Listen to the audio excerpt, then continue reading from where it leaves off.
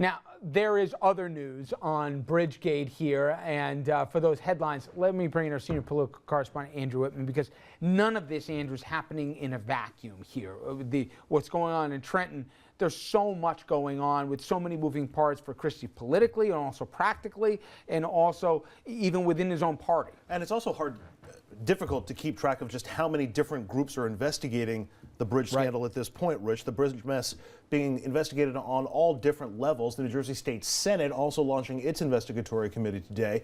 Their subpoena is likely to come a little bit after those in the Assembly. And in Washington, the head of the Senate committee that covers transportation has been asking some tough questions. Today, West Virginia's Jay Rockefeller heard back from the Port Authority. The bi-state agency is essentially contradicting the Christie administration claim that there was ever a traffic study at the George Washington Bridge, and that no one at the Port Authority gave the okay for what eventually did happen. The money quote from Senator Rockefeller: there is zero evidence that any legitimate traffic study was being carried out at the time the access lanes were closed. So what's the impact of all of these investigations? Well, we are still early on in the scandal, just a week or so. So far, there has been an impact on Governor Christie's numbers, but only a small one.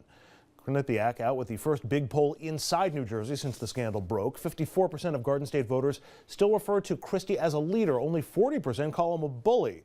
51% think he's honest. 3 in 4 describe him as a strong leader. Christie's approval rating a healthy 55%, but that is down from its all-time high. Certainly, though, nowhere near a free fall or in crisis mode. And thus far, New Jerseyans seem to believe what Christie's telling them about the scandal. 66% believe he did not give the order to close those lanes down. 50% think he didn't know what his aides were doing. But, and this is a huge but for the Christie administration, if it turns out the governor lied about what he knew, there will be little sympathy for him. 1/3 in the poll say if Christie knew about the plan or gave the order, he should be impeached and prosecuted. Another third think he should just be impeached. Fewer than 3 in 10 think at that point an apology will be good enough. Rich? By the way, you said huge but. I just want to reference that. As long as we're keeping it on the level. There we go. The numbers so far, you're right. They say nowhere free fall. But there was a Marist poll also that came out.